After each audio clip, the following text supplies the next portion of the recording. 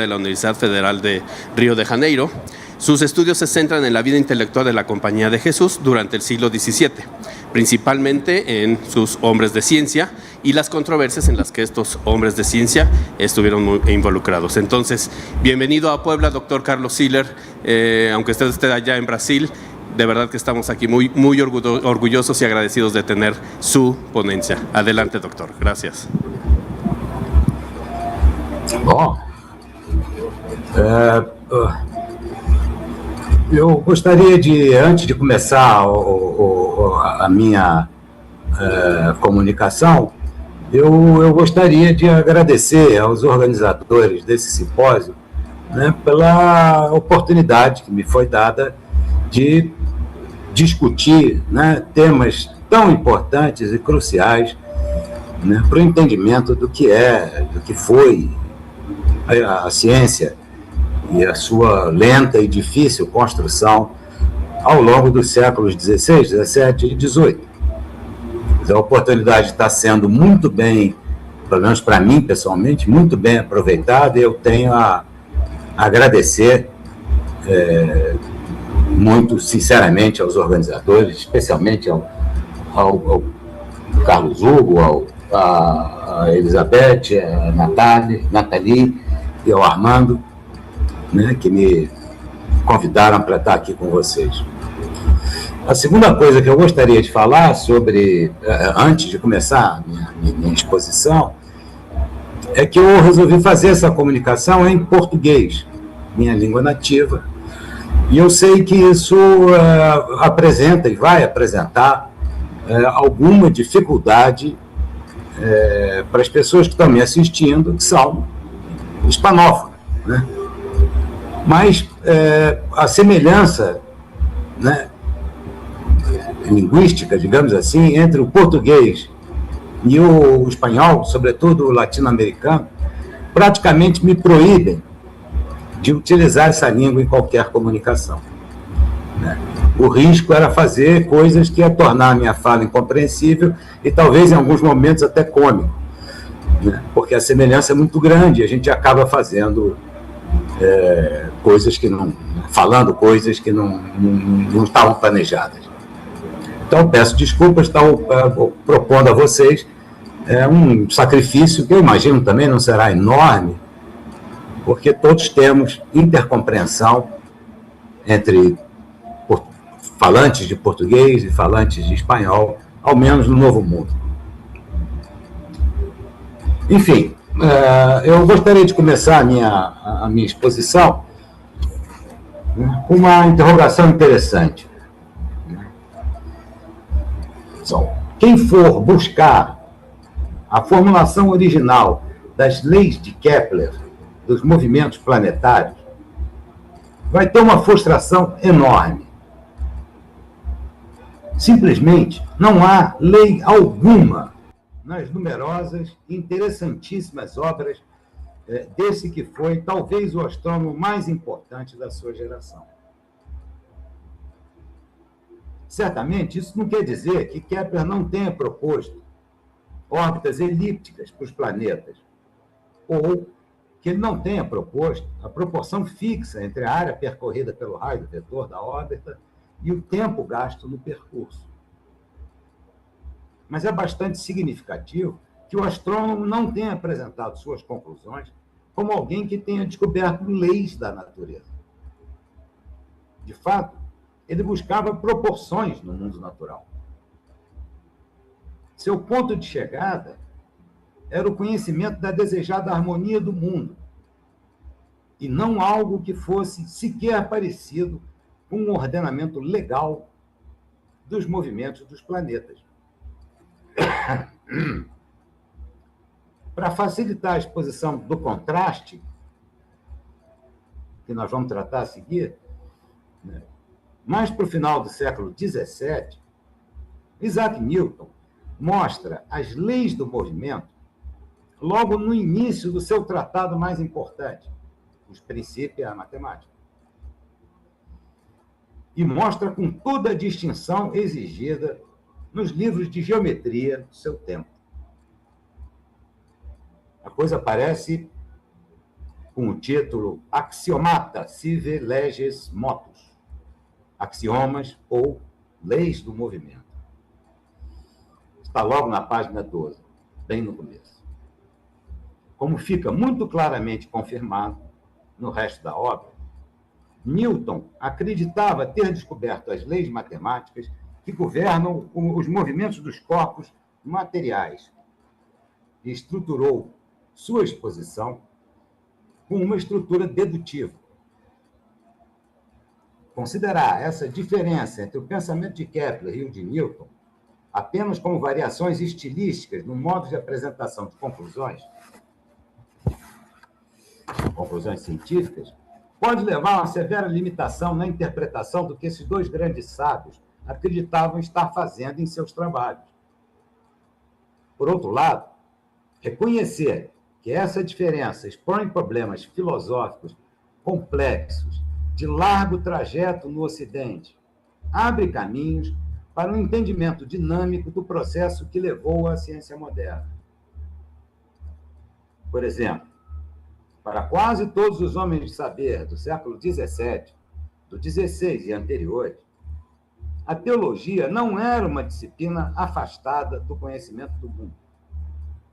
Ao contrário, conhecer a natureza também era conhecer a obra de Deus. Se Deus criou o mundo com ordem e proporção e o deixou em funcionamento autônomo, ou se Deus criou o mundo e o governa em ordem e proporção com a sua providência. Essa é uma distinção antiga. Remete sempre a temas de ordem teológica. Por outro lado, conforme sabemos, a ciência moderna seguiu pelos caminhos assinalados aqui na obra de Isaac Newton, com um grande impulso no século XVIII, considerando a quase obsessão dos filósofos iluministas pelas leis naturais, governando o mundo. O melhor exemplo disso pode ser visto no determinismo de Laplace, exposto no livro Traité de mécanique céleste, em que o autor enuncia sua famosa conclusão de que poderia conhecer o futuro se soubesse a posição, a massa e a velocidade de todos os corpos do universo. Porém, pretender que a proposta vencedora dos contrastes do século XVII se estabeleceu imediatamente após sua difusão é claramente uma precipitação. E os historiadores dos séculos XX e XXI sustentarem que essa se trata de uma verdade última, e mais, que se alongou pelo passado e pelo futuro, é a estratégia que obscurece algumas das controvérsias mais complexas daquele tempo, especialmente aquela sobre a constituição do mundo e o conhecimento da natureza. Ocorre que uma parte importante dos historiadores das ciências do século XX concentrou suas atenções no uso das matemáticas e na elaboração da ciência moderna, o que por si só já era um forte elemento de contraste com a filosofia de Aristóteles, largamente dominante no tempo de Kepler e já bastante decadente naquele de Newton.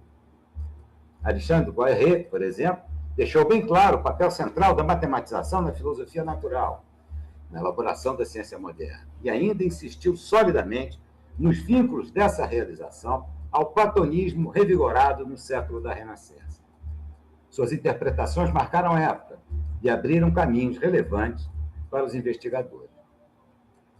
Sempre reconhecendo a importância da obra de Poiré, Eugênio Garim, um renomado historiador da filosofia, do humanismo e da Renascença, fez notar que as mais sólidas e reconhecidas considerações do autor haviam sistematicamente menosprezado a dimensão metafísica do platonismo entre os filósofos da renovação científica do século XVII.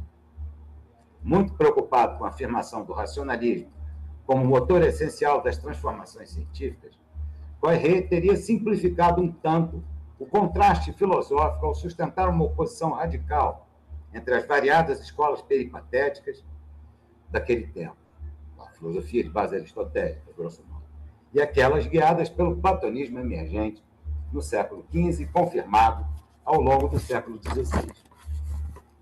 Na sua melhor consistência, ainda que apresentando variações significativas, as gerações de pensadores que orientavam sua reflexão pelos caminhos propostos pelas temáticas de Platão, encontraram em Nicolau de Cusa um forte amparo para suas análises do mundo natural.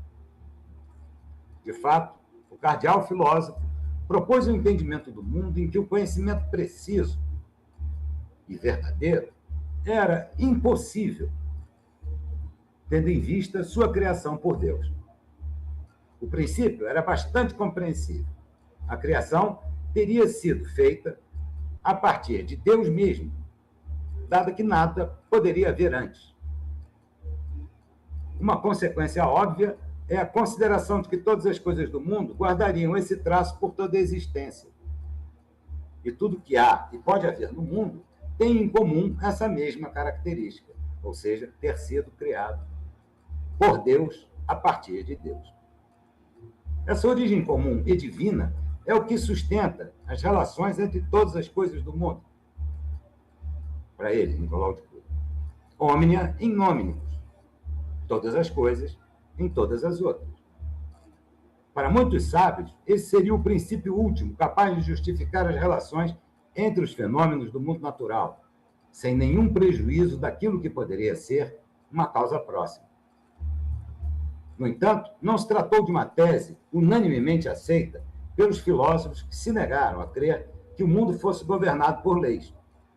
Diga-o, por exemplo, Francisco Sanches e toda a grei dos céticos do final do século do Renascimento.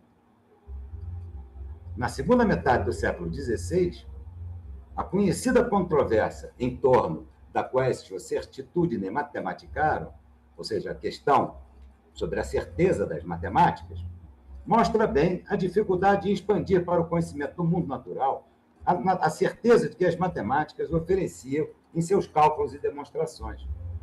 Dessa forma, ainda que produzido com toda a certeza da matemática, o conhecimento preciso e verdadeiro de qualquer coisa do mundo teria o seu limite na impossibilidade do conhecimento de Deus. A teologia negativa do cardeal e de muitos outros teólogos não poderia permitir tal coisa. Restava aos sábios a elaboração de conjecturas sobre o mundo e, de modo algum, de leis positivas da natureza. Esses temas, expostos aqui pela obra de Nicolau de Cusa, são verificáveis com variantes significativas, evidentemente, nos trabalhos de inúmeros sábios do século XVI e do XVII. Principalmente Cardano, Giovanni Battista della Porta, Giordano Bruno, Johannes Kepler, Tycho Brahe, Robert Flood e mais um monte. Certamente, não seria descabido considerar que essas ideias também ofereceram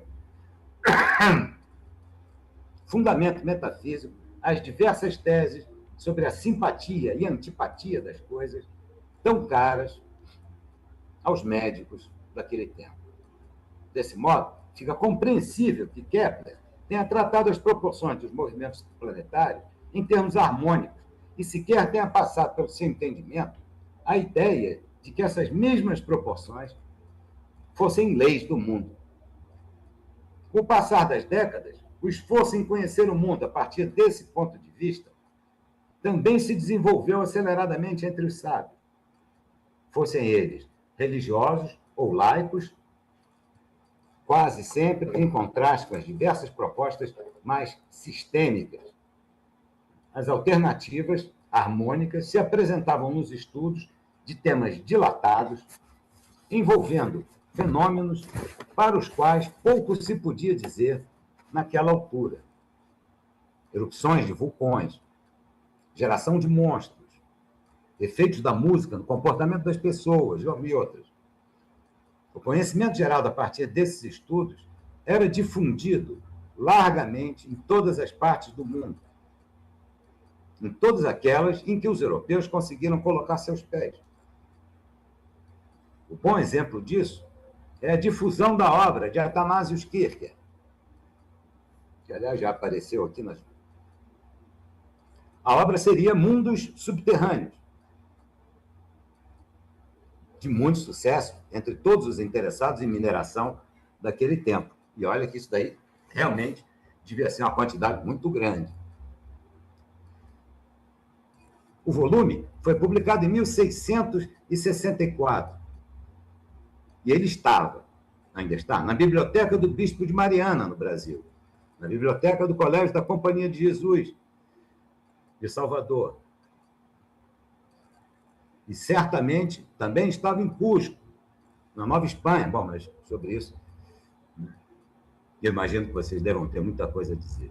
Trata-se de uma obra em 2 volumes, uma coisa de cerca de 1000 páginas, que analisa uma infinidade de questões e problemas sobre a Terra, que vão desde a queda dos corpos até a alquimia, passando pelos minerais, pelos venenos, fósseis, plantas, estrutura dos solos, águas, cavernas, um monte de coisa.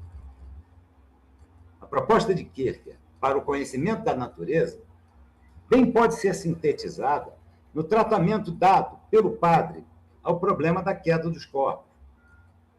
Questão antiga que conheceu desenvolvimentos sólidos desde o século XIV, principalmente por autores nominalistas, alguns tratados aqui ainda pouco antes do intervalo do almoço. E logo na abertura da obra, também no começo do texto, ele trata do problema da seguinte forma, já bota aspas, porque agora é uma citação do Kierkegaard, trecho que eu traduzi. Diz assim: o movimento natural dos corpos pesados para baixo é um desejo. A palavra que ele usa é apetitus. Então, o movimento natural dos corpos pesados para baixo é um desejo inato em direção ao centro da Terra. Desejo esse que todas as coisas possuem. Não se trata, como alguns afirmam, de algo que seja causado por uma força atrativa da Terra, nem por uma certa matéria tênue que repele o objeto pesado, nem pelo ar repelido pelo objeto, como afirmava Pereira. Benedito Pereira, um teólogo jesuíta importante.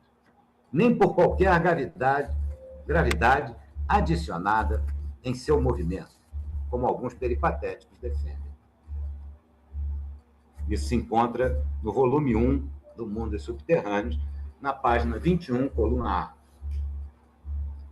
Para Kierkegaard, a queda dos corpos não era provocada por um puxão da Terra, coisa que terá um larguíssimo futuro. O que fazia o corpo cair era um apetite próprio dele, um apetite. Era algo intrínseco, inseparável do corpo. A gente pode fazer um esforço aqui para tentar aproximar isso às clássicas e antigas teses do Aristóteles, mas ele não está falando disso, do lugar natural. Ele está falando de um apetite. Por outro lado, o corpo aceitava, o padre Kierkegaard, né, aceitava perfeitamente que um corpo em queda livre percorresse distâncias proporcionais ao quadrado do tempo de queda. Ele defendia largamente o uso das matemáticas no conhecimento da natureza. Ele mesmo, Kierkegaard, matemático importante, bom, não era dos mais, mas, enfim, matemático importante. Mas a sua análise não lhe permitia ver teoremas no mundo. Para Kierkegaard, a conclusão da queda dos corpos de Galileu é a posteriori. Não implica de nenhuma forma acontecimentos do mundo natural. Afinal, em última instância, todas as coisas estão em todas as outras. O conhecimento preciso e verdadeiro de qualquer fenômeno natural implicava, para ele, o conhecimento de toda a criação. Noções muito semelhantes a essas podem ser identificadas em inúmeros autores do século XVII e do início do XVIII, em todas as regiões da Europa e do Novo Mundo. Em especial, vê-se com clareza essa ideia na obra de Valentim Stancel, o uranófilo, O Peregrino Celeste, que foi traduzida há poucos anos.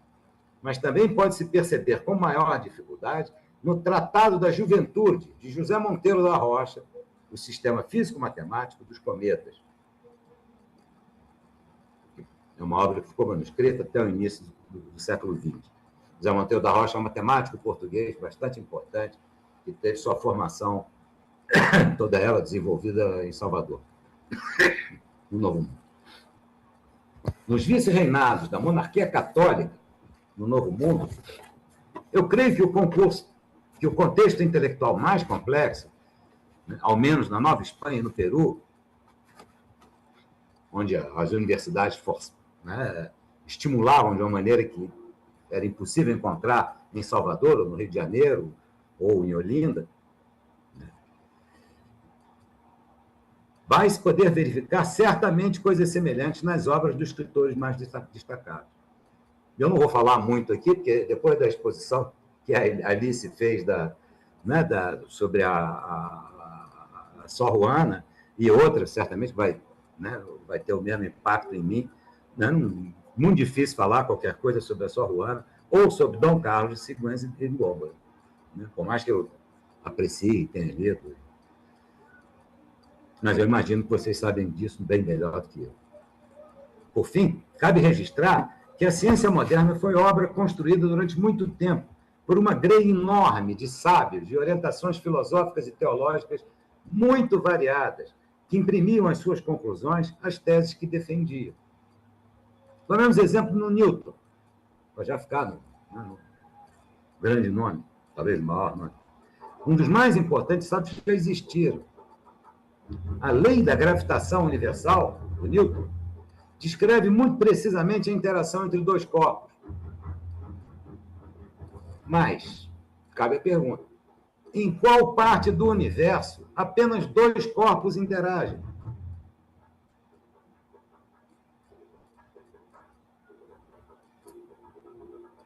A solução que foi encontrada, e usada por ele mesmo e por todo mundo, desde o final do século XVII,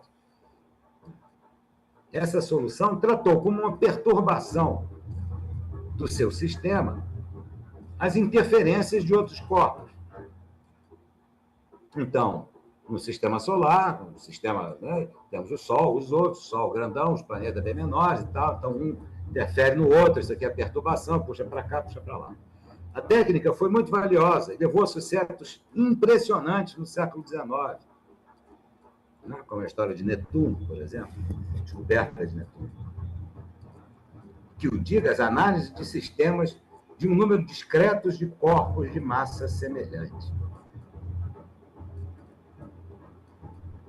Agora, isso daí não afasta muito, mas muito. Tratar como uma perturbação nos afasta muito da proposta de uma lei do universo. Porque uma lei do universo que é determinante, que faz isso, que é determinante, uma lei desse tipo, que precisa tratar o funcionamento do sistema como uma parte principal e perturbações, vai ter muita dificuldade de se afirmar como lei do universo. Isso falando do sistema solar, agora imaginemos um número discreto, menor que 10, por exemplo, menor que 20 ou que 100, número de corpos de massa semelhante. Segundo as leis de Newton, o tratamento desses sistemas é simplesmente impossível. E para já trazer temas aqui da época contemporânea, que parece que eu estou numa discussão do final do século XVII, que o diga o escritor chinês Xi Liu, com seu romance O Problema dos Três Corpos. O conhecimento do mundo não é algo que possa partir de ideias claras e distintas. Ao contrário, é algo que parte de ideias obscuras e confusas e chega a ideias claras e distintas. Professor Silvio. Esse foi o caminho efetivo. E qualquer outra alternativa 5 minutos para terminar, por favor, professor. eleva muito mais de uma celebração de coisas que pouco tem a ver com o conhecimento do mundo. Eu gostaria só de concluir com uma consideração rápida acerca daquilo que a gente vem tratando e com muito sucesso por parte de diversos intelectuais, escritores do tempo recente. Aliás, alguns deles estão aqui nesse debate. A ciência barroca, né, pode ser entendida como uma coisa que é a ciência produzida naquilo que podemos chamar de época barroca. E aí cabe tudo, inclusive o Descartes. Não há problema nenhum. O Snell e outros, e a coisa vai longe, não tem problema nenhum. Mas, se a gente está entendendo a ciência barroca como algo que está relacionado à ciência produzida pelos homens que viveram efetivamente naquele tempo, ou se alguma coisa própria, uma característica própria da ciência que a gente está estudando, aí não tem muita solução. Por mais que a definição e o entendimento do que é barroco seja uma coisa tanto quanto fluida, tanto quanto complicada, uma discussão alongada do século XX, né, que hoje atualmente também teve renovações importantes, mas não tem muita saída. Ela não é uma ciência que combina com leis naturais. Não pode ser. Porque aquilo que são as ambiguidades, as contradições, para usar um termo que foi analisado recentemente por um historiador importante, paradoxos, né, incertezas, inquietações, que são características que tão importantes, são bastante importantes na arte, na literatura barroca. Isso não é uma coisa, não é um conjunto de coisas, né, que combina ou que tenha qualquer tipo de vínculo com essa ideia de leis naturais determinando o movimento dos corpos, ou determinando a organização do mundo. Enfim, eu gostaria mais uma vez de agradecer a vocês pelo convite, pela participação, as pessoas que estão, né, me ouvindo aqui, pelo esforço de entender o português, que já é talvez um esforço grande demais para boa parte de vocês, né? E é isso, né? Muito obrigado.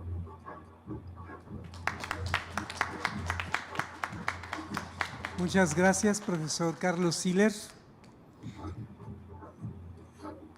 Vamos ahora, por cuestiones de tiempo, para ajustarnos al programa, a pasar a la siguiente presentación. Y después de esa presentación tenemos un bloque de discusión.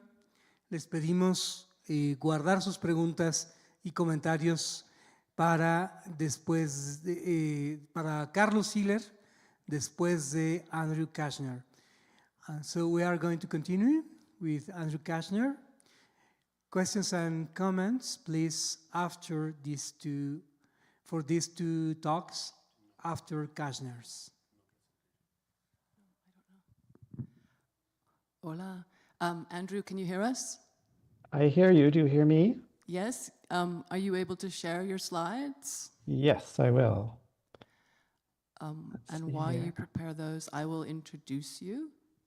Ahora vamos a presentarles Andrew Kashner, que tiene un doctorado en Historia y Teoría de la Música por la Universidad de Chicago. Kashner es reconocido por conectar la historia de la música con la tecnología digital. ¿Sí? Y, he has received in 2015 a very important award from the American Society of Musicology for his work on this topic. So I welcome you, Andrew, to begin your talk. Thank you. Thank you. Gracias. Y que es un placer, un honor estar con ustedes y ojalá que pudiera estar personalmente en Puebla, una ciudad que quiero tanto. I was just so delighted to receive this invitation on a topic that I spent so much time on that I kind of, you start to wonder if there's anyone else out there that, is interested in these things. And so I just want to share with you about building a music computer in 17th century Puebla. And I should say at the outset also, so thank you to conference organizers, thank you to all who are present, and just once again, I thanked you in print, but to Gustavo Maldion Rodriguez, to the staff at the Biblioteca Palafoxiana and the Biblioteca LaFragua and the Cathedral Archive for giving me access back in 2012 to do my dissertation research there, and that's where I found what I'm going to share with you today. So, yeah, so this is, the illustration is of something called the Arca Musa Rhythmica, one of Athanasius most, I guess, celebrated, and it's a often reproduced illustration. Like many of Kierkegaard's illustrations, you kind of wonder how much people have read the surrounding text to understand what it really is. It's kind of this mystery. What is this thing? It really looks like he built some kind of computer for generating music in 1650. So that caught my attention really early on. Let's see, there we go. So yeah, Arca Musa Rhythmica means something like box of music numbers, or maybe box for musical computations. So an arithmos is a number, so a musarithmos would be a music number. And it was published in the book 8 of Musurgia Universalis, Kierkegaard's attempt to put everything that has ever been known about music into one giant book. It, as illustrated here, is like a big recipe box. So it's got slats that you pull out that she calls pinaques, rods, that have numeric tables on them. And then on the lid, there's another table, and on the front, there's additional information. And so you basically, this is a system that you use to generate music. It's in the context of Book 8 of the Musurgia where Kierkegaard is really interested in the idea of combinatorics and how music participates and reflects mathematical patterns of combinatorics. And so you can see here some of his tables of numbers of permutations of different numbers, numbers of permutations of different kinds of contrapuntal combinations and intervals. Little by little, he starts to talk about how music is generated from different kinds of combinations. And if you structure the rhythm of a poetic text so that music can follow the rhythm of the text, then you could kind of generate music that would fit that text. And you do that with these. So this is a pinax, or a rod, or a table. And you can see at the top there's numbers. It's as close up on the right side there is the numbers. And those represent musical pitches. And at the bottom there is rhythms. And so you choose, you sort of pull this rod out and somehow you choose which one fits the pattern that you need for the poem that you're using. So does it have 2 syllables, 3 syllables? That's what we're seeing there. So if it has 3 syllables, you choose the middle column. And then you write down the numbers. And you pick one of the sets from the bottom to match up with it, of the musical notes. And then you look up the numbers in the various tables. So if you've decided that you wanted to be in the first mode because you wanted to be very solemn and religious, you would choose mode 1, and then you look that up in the table, and you see, oh, number 5 is A. So everywhere where there was a 5 in that little pattern, I'm going to write down an A. And I'm going to match it up with the rhythmic value that's down there at the bottom. So that's basically the system. You sort of look things up and copy them down. And so what's in the table then are these pre-composed little cells of pieces of, a single bar basically of music that you end up assembling into a composition. There's 2 big parts. One is one note per syllable, and the other one is florid counterpoint. So things like fugal and more elaborate complex textures like we would hear in choral music. And here it's a little bit of a different system where you can see there's much more elaborate patterns, but the same basic concept applies. Kierkegaard thought you would be shows how you could extend it to setting Hebrew text and Arabic and Babylonian. And the idea was you could use it to set Native American or other languages. The Jesuit missionaries would be able to use it. This is just a very cool example here where he has a Syriac setting, and note that he notates the music from right to left to match the words.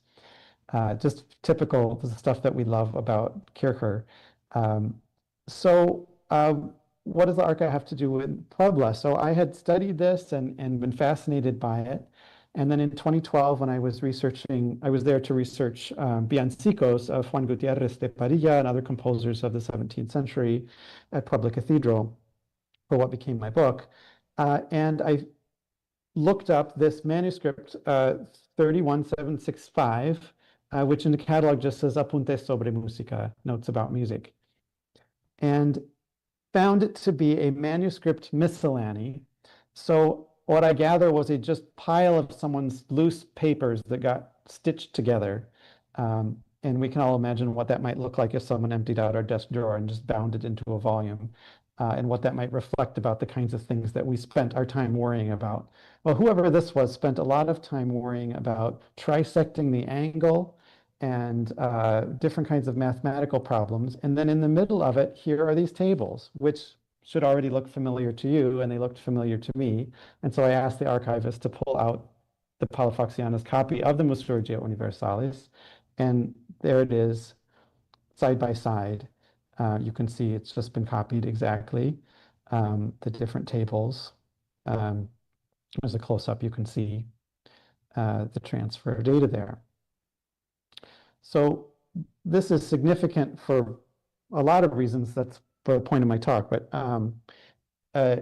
there were 4 known physical copies made of the Arca that survive, and there's sort of rumors in various sources that there might have been more, but they've never been found. This is the first copy of the Arca that anyone has found in the New World, and it's the first evidence of its reception in the Spanish Empire, and it is not a complete copy of all of the data from the Ark, but because I built the Ark myself in software, I can tell you that the amount of data that they copied is enough to work the system. So this is a working copy. You can generate music using the amount of information that is in this manuscript collection, which for all we know may also simply have been a draft of something else that's been lost that did have the full tables. We don't know. But someone sat down and very carefully copied out all of this information.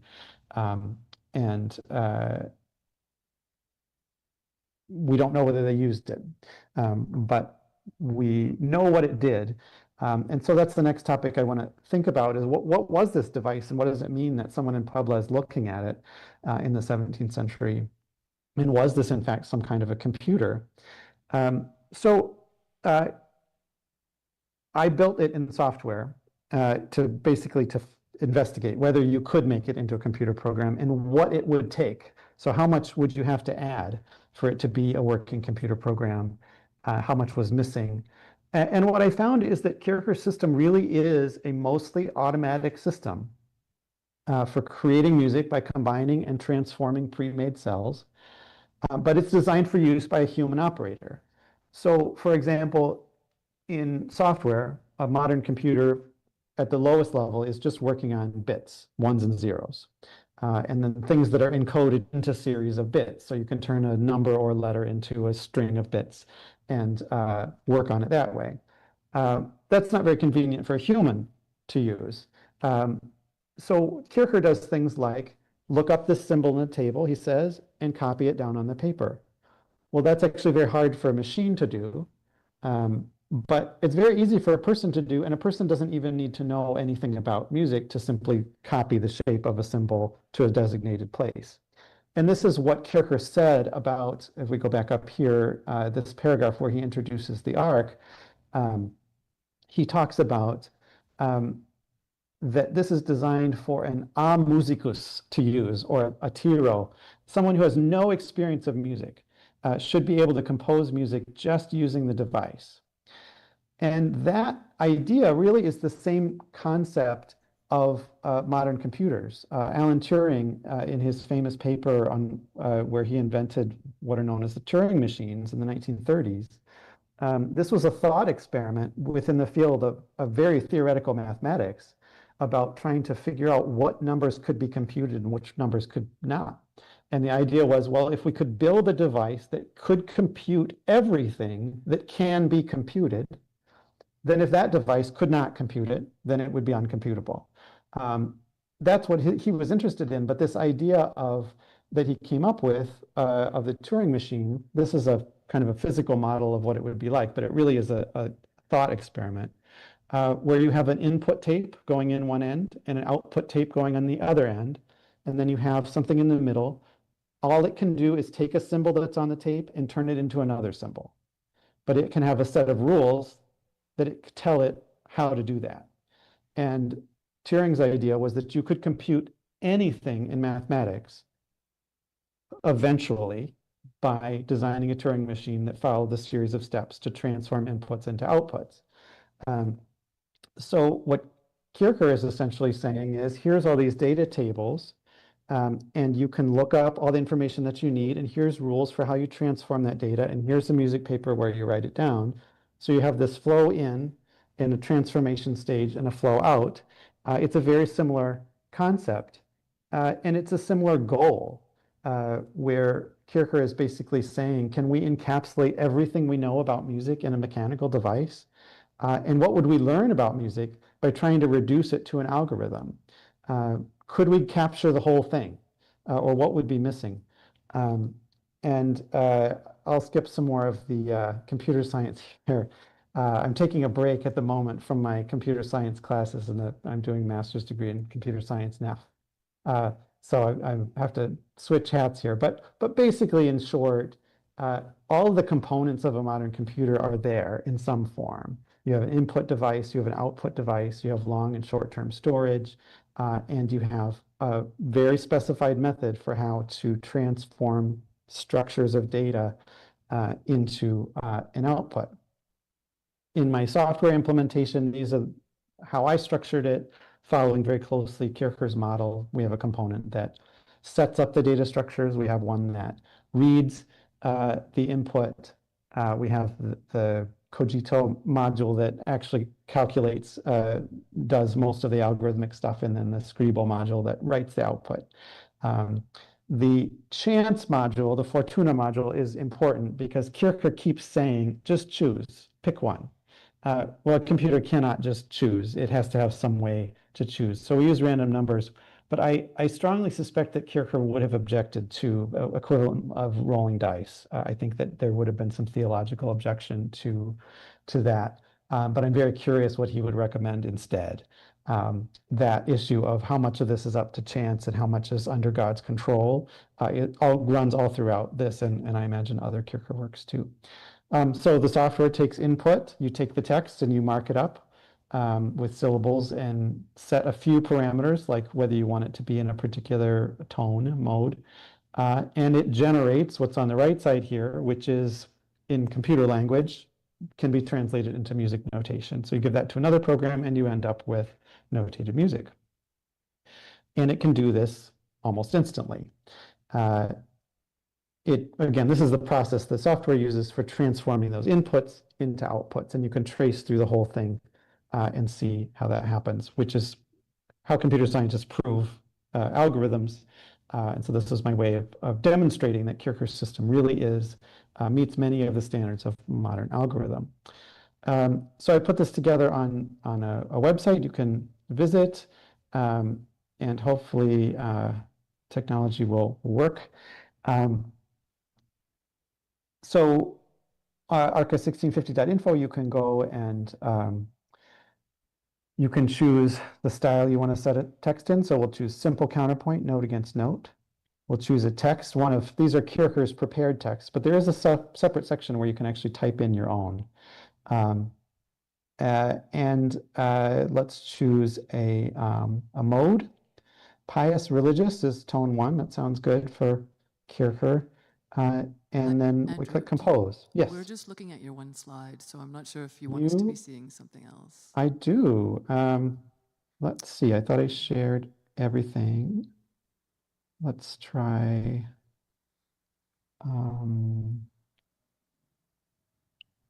Let's see. Thank you. If I share my whole, my only concern is the sound may not work very well when I do this. Do you see it now? We see Arca Musa. Yeah, that's it. That's good. Okay. So I'm going to guess that the sound will be garbled on your end. So I apologize for that, but you can go generate your own texts on here all day if you want and try them out. But so basically enter the settings, you click compose. Behind the scenes, it runs my program and then generates. This is music that's never existed before. What we're about to hear, this is a brand new 17th century music composition.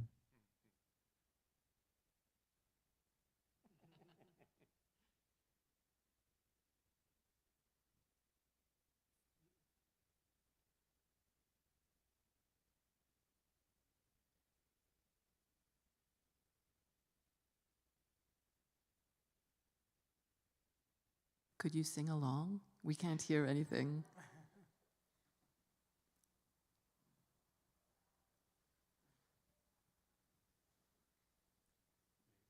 Let's do another one. Let's try florid counterpoint this time. Stick with Ave Maristella, and let's do in a joyful tone. Keep things lively here. There it is. We can't hear it. I don't think he can hear us either. Andrew? We can see it.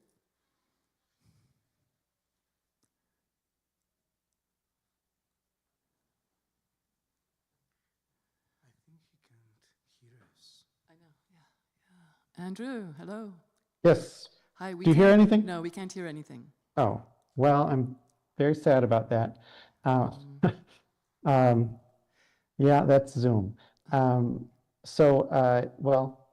I can't sing it for you in 4 parts either, but Okay. I can sing the simple one for you, though. Perfect. Great. Yeah, I think there is this, I remember this now from pandemic era. I think there's a special setting you have to do to share the sound. So this one's Ave Maristella, Dei Mater Alma, atque semper Virgo, and so on, in nice 4-part chordal harmony. The other one sounds more like a more elaborate composition. Oh, I'm so sorry you can't hear that. But again, it's up on the web. You can try it yourselves, and maybe after the session, somebody who can play the sound could demonstrate. You just go to that website and hopefully it'll work for you.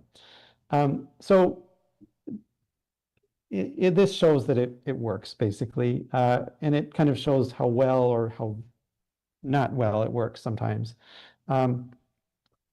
But let's come back to this manuscript miscellany in Puebla.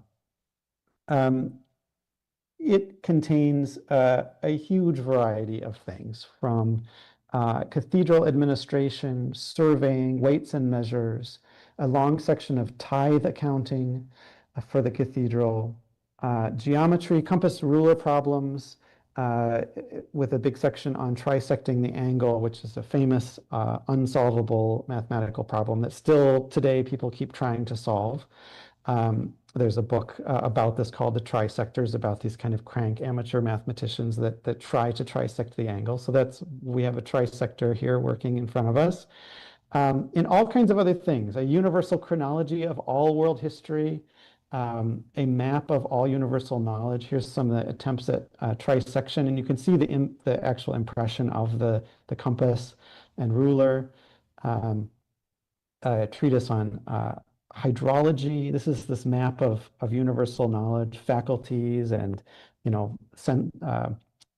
faculties de la anima sensitiva and things like that. These are diezmos, tithe records for the cathedral. As far as dating, we can go several sources. One is the references that are there, like things in the geometry, for example. There are page number references to specific mathematical treatises. And so we can use the catalog of the LAFRAGUA and the Biblioteca Palafoxiana and see what books, which copies of those books they have and when they're from and so on. So that's one source. The other one is the watermarks on the paper, which all have this kind of pattern. And a separate collection of paper from Puebla is from the former conception of the Convento de la Santísima Trinidad that's now at Cenivim in Mexico City. Here is a choral piece from 1690 from that Puebla convent, and there you can see almost identical watermark from the ones that are in this collection. So I'm pretty comfortable putting this, also the tithe records are dated, so in the 1690s. So it for sure, the latest things that were added to it were around 1690 or 1700. Now, who did this? Where did it come from? Well, it seems to have come from a circle of what Sor Juana called Kirchereizers in Puebla, kind of Kircher fans who were interested in his kind of speculative, universal knowledge-seeking mathematics.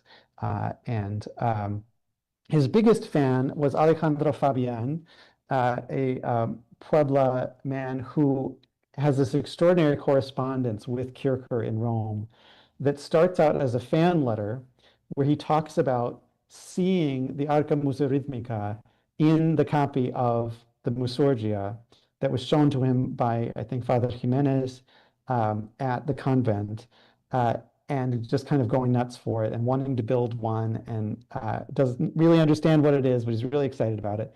And eventually he ends up trying to get Kircher to get him a bishopric somewhere, and it almost becomes an obsessive kind of document. It's quite entertaining and a little bit sad.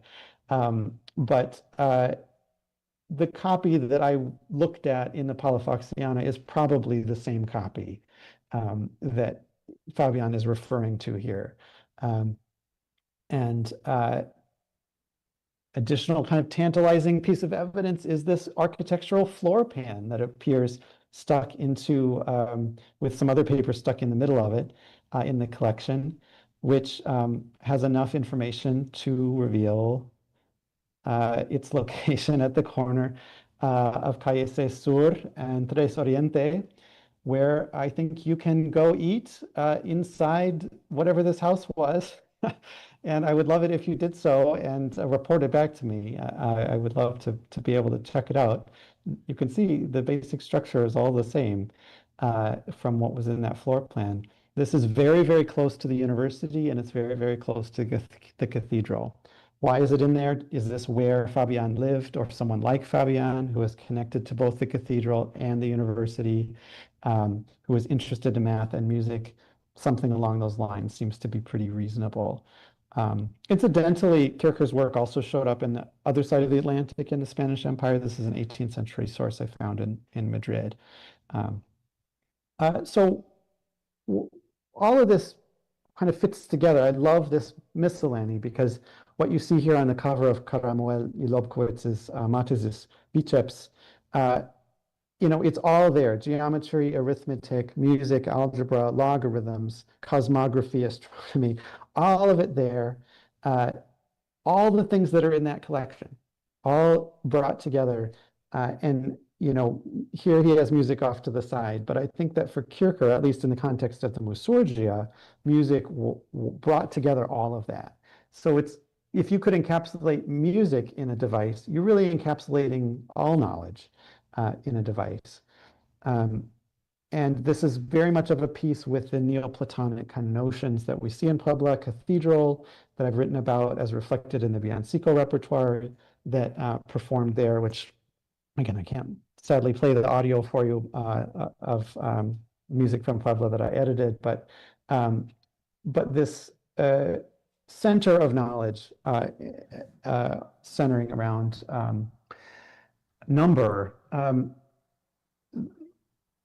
so is important. And Kircher wanted to do for music what algebra did for math. In other words, you could turn any problem into an abstract algebraic form, and then just by following the rules of algebra, you could solve that problem without knowing anything about whether you were doing bank records or accounting or a recipe or music.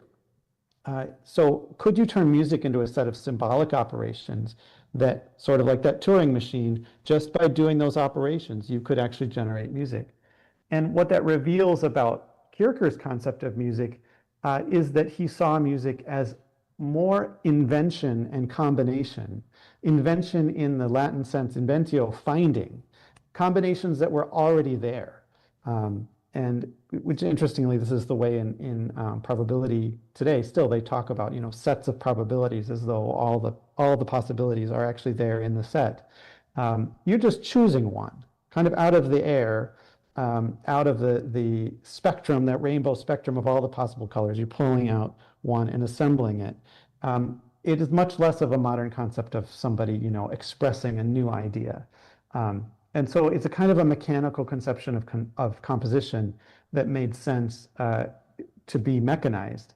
But it also reveals, if you look at Kierkegaard's system, and as I did, you try to mechanize it fully, it doesn't totally work. There's all these areas where Kierkegaard kind of assumes that the user will fix certain things or use some kind of discretion that he doesn't actually explain.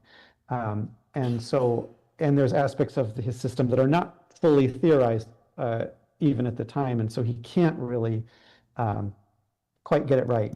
And so I think that all of that reflects, together with these wonderful, crazy kind of diagrams and so on in this miscellany, what a circle of people reading Kierkegaard and who are just fascinated by these connections between mathematics and music and universal knowledge, and trying to figure out how they could compute music and how music fit into a broader circle of knowledge. So thank you so much for allowing me this time and for listening. I so wish I could join you, and my schedule just doesn't allow it, unfortunately, but you are welcome to visit my my website. You can find the articles that this is based on, and you can use the ARC yourself and see what you think. So thank you so much. Gracias.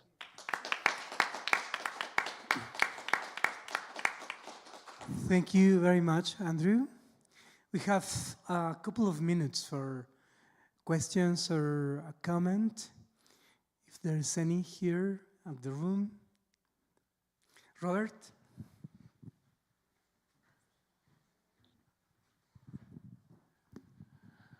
Since we were talking about astronomy, I'm going to throw out the name of another Jesuit. It's not very well known, I don't think, in Mexico, Buenaventura Suarez. And it's a very interesting case because he was a Jesuit missionary in the 1740s in the missions among the Guarani. And he had an observatory at the mission of Santos Cosme and Damian, which occupied different sites. And in the first half of the 18th century, the Jesuits in those missions had a printing press. In fact, years ago, archaeologists who were excavating the mission of Santa Maria la Mayor encountered the remains of the printing press. So they are printing different types of books, and as I remember correctly, they printed the observations that Suarez made from his observatory. Fascinating. They're still doing it.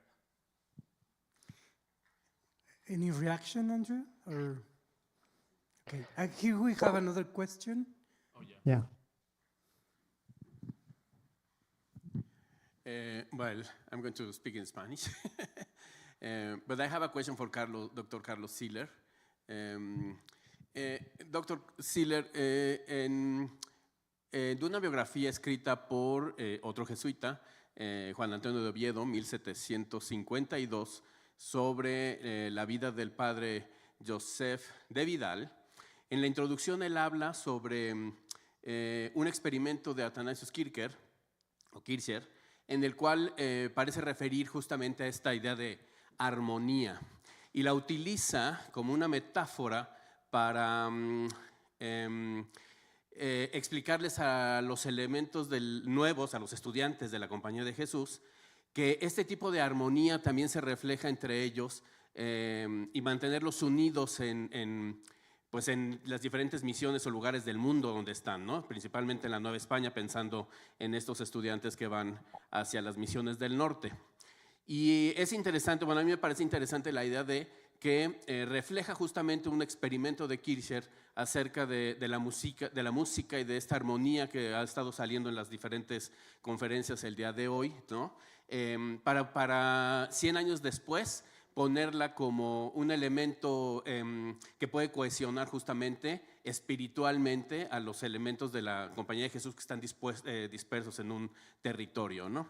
Entonces mi pregunta sería que bajo estos términos que usted decía, doctor Carlos Siller, de el concepto que tenemos de lo barroco, ¿no? Y de la teología y estas conexiones, si nos pudiera explicar un poco más estas caracterizaciones de esta mentalidad barroca en la cual la teología, estos experimentos, ya en una etapa en la que ya estamos vislumbrando justamente la ilustración, ¿no?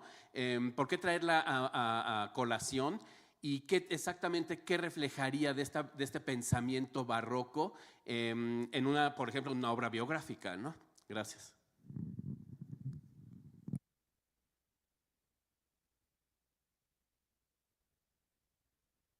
Oh, we can't hear you. No sé si me escuchó, doctor Siller. You have to unmute. Oh. He's muted. Okay. Mejor. Ya, ok.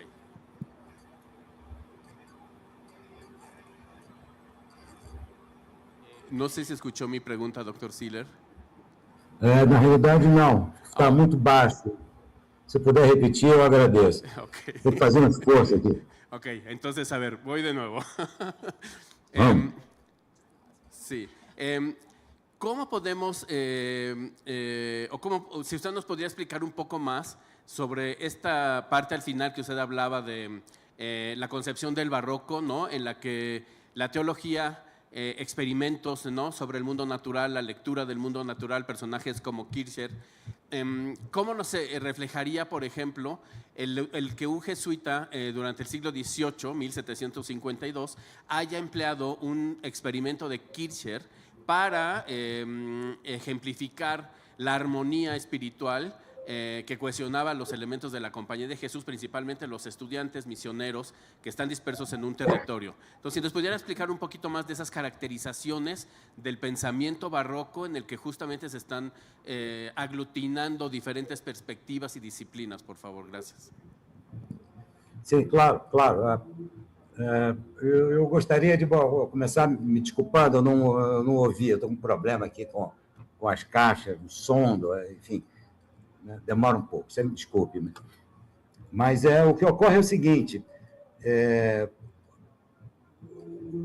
o grande problema, né, está em esvaziar, ou pelo menos menosprezar, a dimensão filosófica e teológica, né, da reflexão que esses homens do século XVII, né, estavam fazendo e realizando. Né? O grande problema está aí. Porque tratar, como o século XX, o século XIX também tratar a construção da ciência moderna como uma grande revolução, né, é uma coisa que massacra todo o processo e as dificuldades que esses homens estavam enfrentando. Porque não eram só, por exemplo, religiosos, sacerdotes, que estavam em busca do conhecimento do mundo como um esforço também para conhecer Deus e para afirmar suas confissões religiosas. Não eram só sacerdotes, todos. Né? Não precisa pegar os comentários do Newton ao Apocalipse de São João, nem as considerações do Boyle, nem de outros grandes personagens da filosofia e da ciência moderna para ver isso. Isso era uma coisa que acompanhava esses caras, esses personagens, esses sábios, né? E todos. Alguma exceção raríssima que vai aparecer só no século XIX, né? Os famosos ateus, né? Assim, muito enfurecidos, né? Contra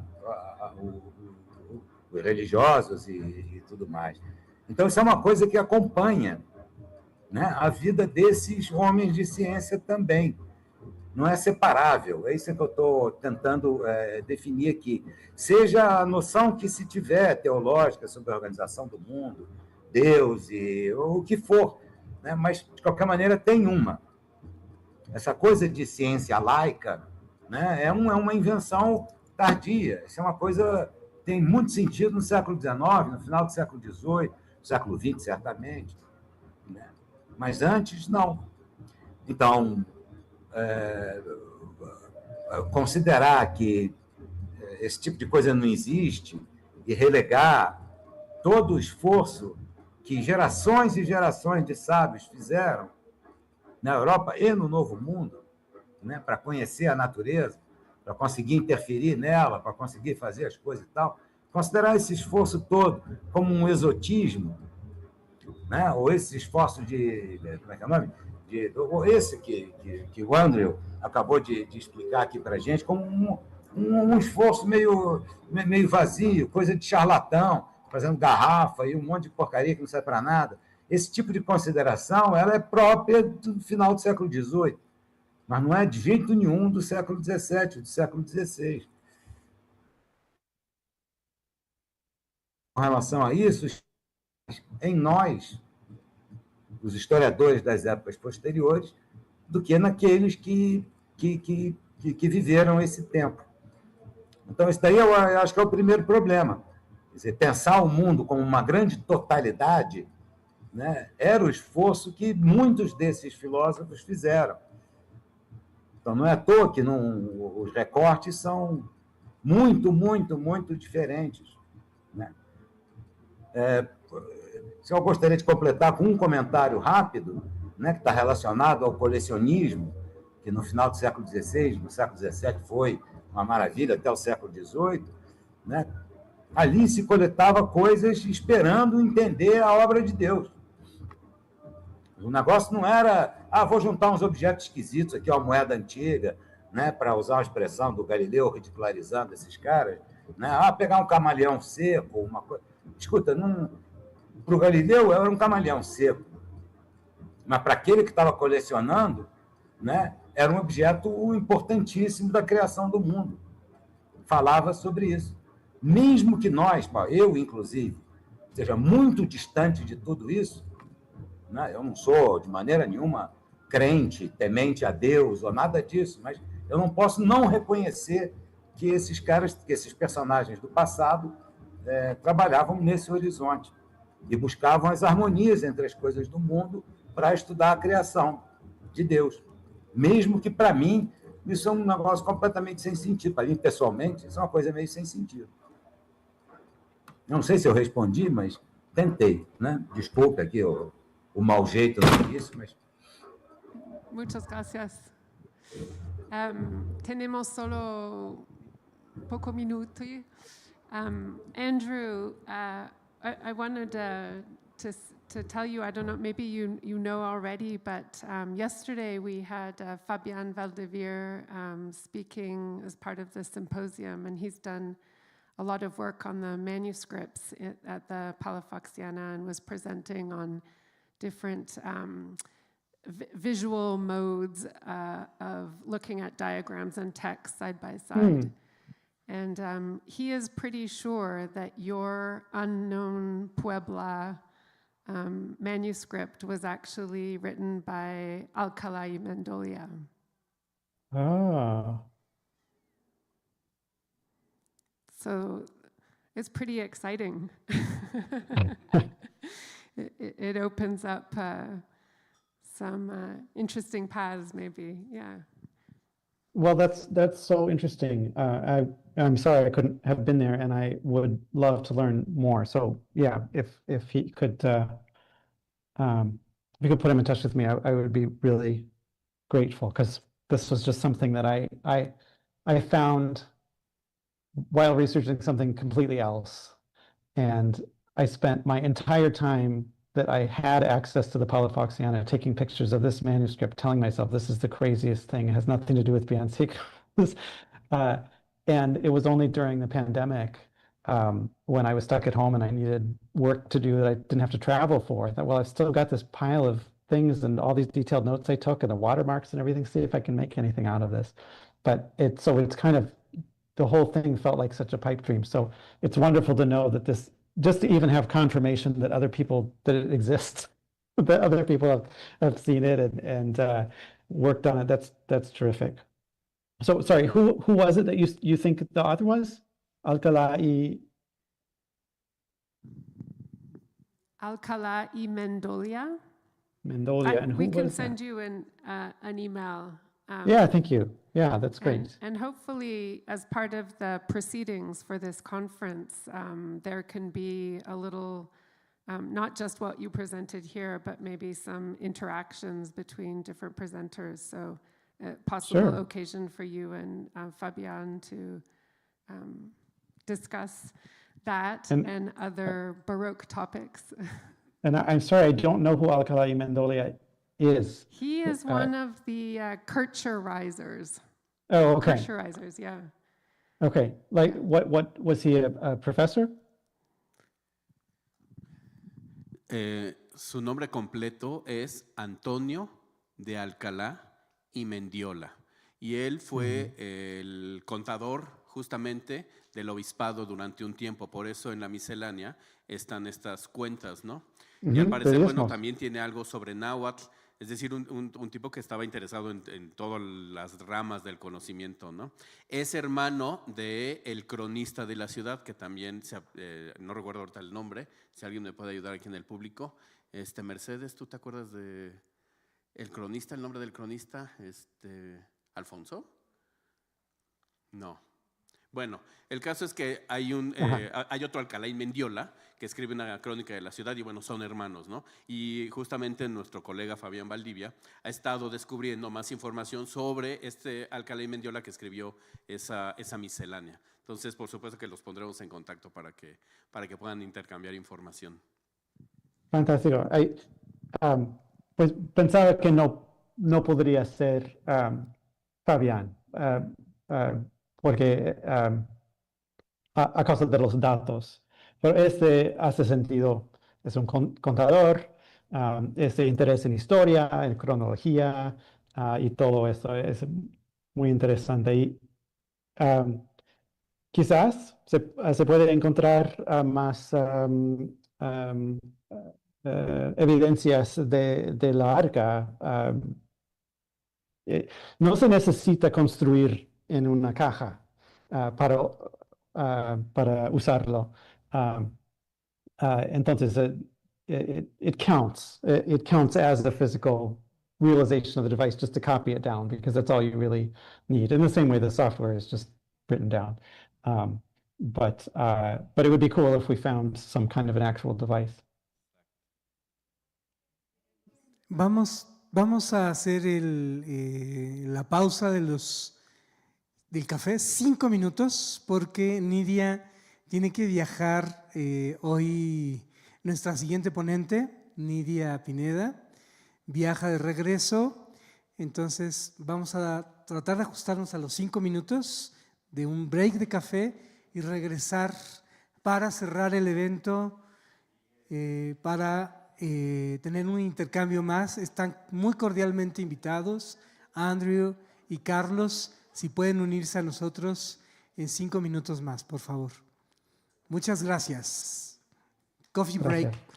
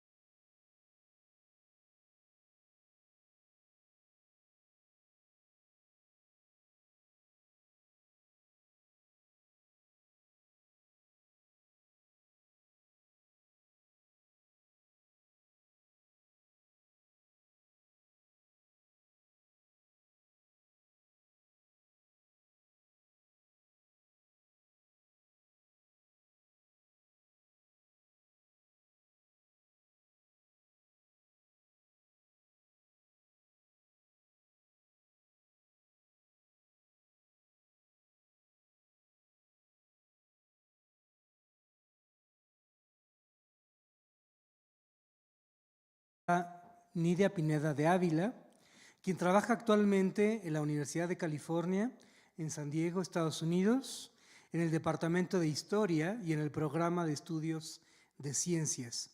Su trabajo se ubica en la intersección entre la historia del libro y los estudios visuales. A través del estudio de archivos históricos y bibliotecas, su investigación cuestiona la brecha entre la práctica, teoría y representación en imágenes del espacio y el tiempo en la modernidad temprana. Además, desde una perspectiva de investigación basada en la práctica, Nidia ha incorporado a su trabajo el grabado, la realización cinematográfica y las humanidades digitales. Muy bienvenida, muchas gracias, Nidia. Te paso el micrófono. Muchas gracias a todos por estar aquí y muchísimas gracias a los organizadores por haberme invitado. Es un honor. Lo que habíamos convenido, lo que habíamos acordado era que voy a hablar en inglés, con el permiso de los presentes, y gracias a la tecnología espero que sea todo claro. Cualquier duda yo la puedo aclarar en el momento.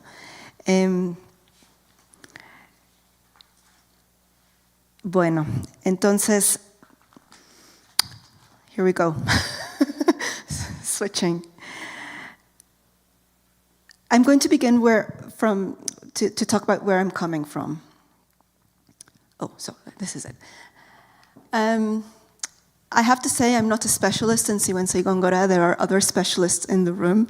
And it's important to say this because I'm coming to Sigüenza from an interest in the history of the book, the history of the circulation of knowledge, especially of the history of the circulation of astronomical books, mathematical books from Europe to the New World, especially New Spain. And in my doctoral thesis, I researched selenography, or the discipline of making lunar maps.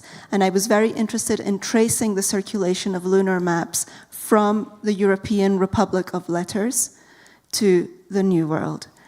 And this is, I came to do a postdoc in the Instituto de Investigaciones Estéticas in UNAM, and there I was very fortunate to be very close to la Biblioteca Nacional, to be a part of the Seminario de Bibliología, and really in that context I became aware of the richness of the history of the book in New Spain and the importance of looking at inspecting physical copies to answer my questions. So while I was at UNAM, I was lucky enough to encounter copies of lunar maps that were owned by Carlos de Sigüenza y Góngora. And here are two examples. One is this Pandosium Sphaericum by the almanac maker Andreas Argoli, who was based in Padua. This is a very, very well-known book in the 1630s, 50s, 70s. Another book I found, and there are more, but I'm giving you two examples. The Eyes of Enoch and Elia by the Capuchin friar Antonio Maria Schirleo de Reita. And this is a fascinating book that puts together recent telescopic discoveries and exegesis. This book was quite expensive. It has many, many plates. And at the time when Sigüenza bought this book in New Spain, the plates were not easily available in Europe. However, he did find a complete copy that was shipped to him from Spain to Mexico City. Okay, so this is where I'm coming from. This is how I came to know Carlos de Sigüenza y Góngora. And my initial questions were very general. How did the owner of these books read these books? And what did the knowledge, by knowledge I mean text and image in these books, mean in the owner's environment? So very, very general questions. But I also started to think very seriously about Carlos Sigüenza y Góngora, who has been written on extensively. His reputation has changed over time from being the proponent of modernity to the proponent of Baroque aesthetics. So he's a very, very interesting figure. And he represented himself. He self-fashioned himself throughout his work in very strategic ways. And one was through his device, the device, his empresa, which he printed in the frontispieces or the title pages of all his books. In the Noticia Cronológica de los Reyes, this is a pamphlet of which there is one copy in the Lilly Library in Indiana. It's an almanac where he basically dates all the emperors, the Aztec emperors, and the viceroys of New Spain. He explains his device. He says, I chose as the device or symbol of my small works the Pegasus with the arrangement and epigraph. And it is that.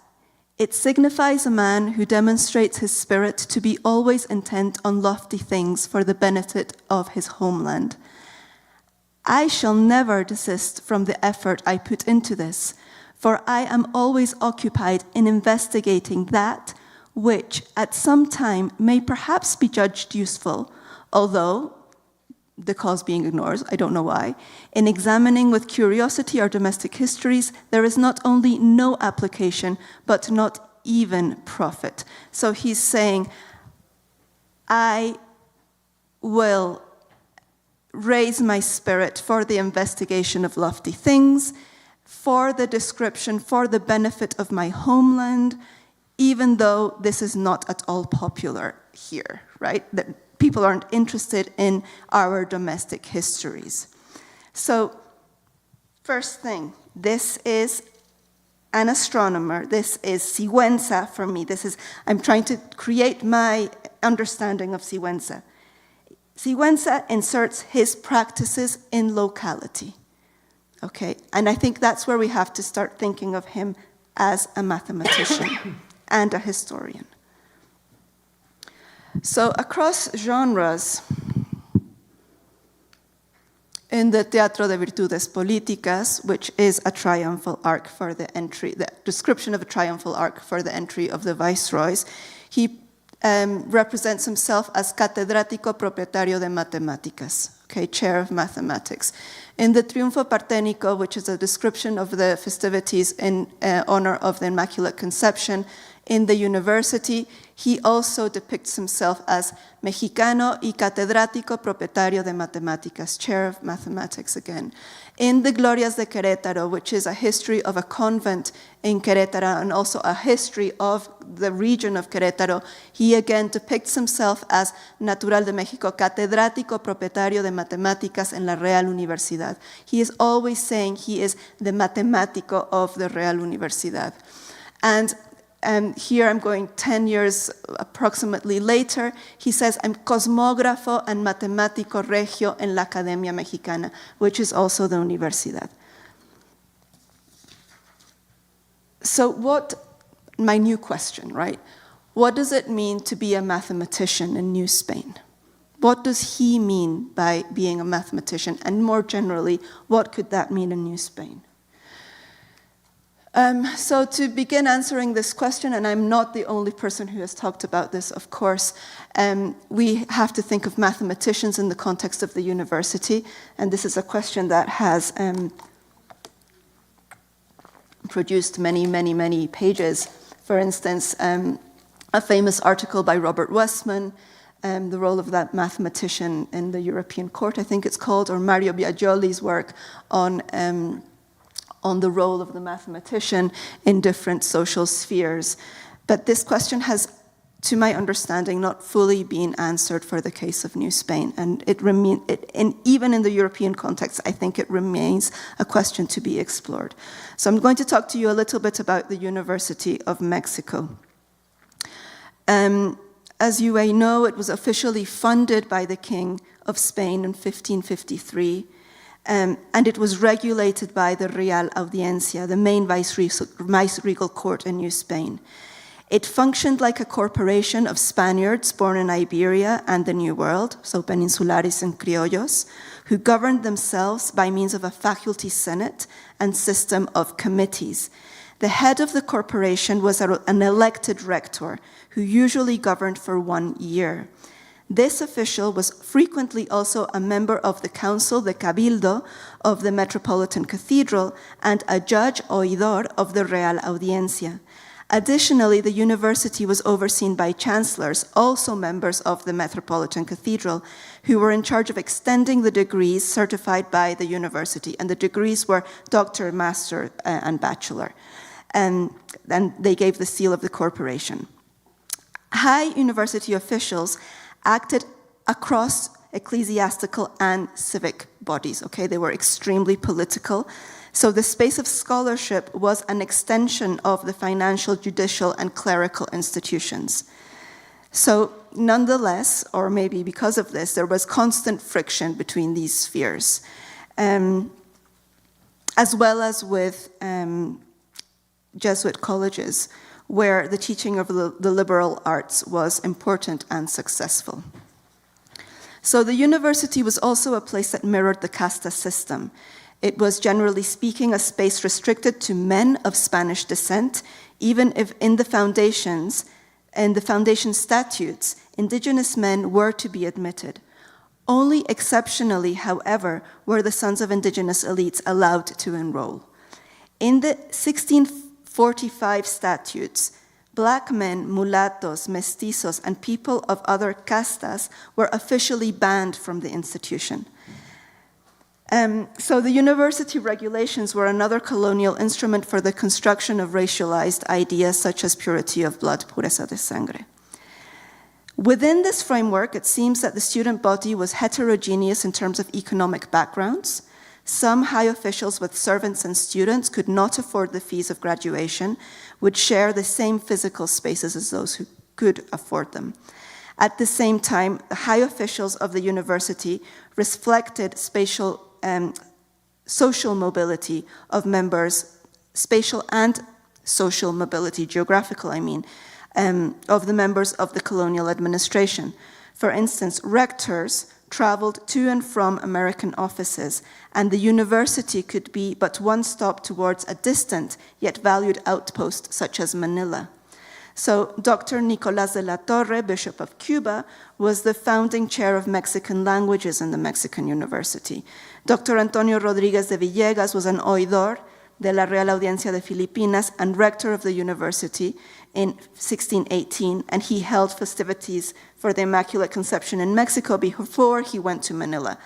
And the Bishop of Puerto Rico, Bernardo de Balbuena, was a distinguished student in the university. So from different parts of the viceroyalty, of the Iberian colonies, they passed through the University of Mexico.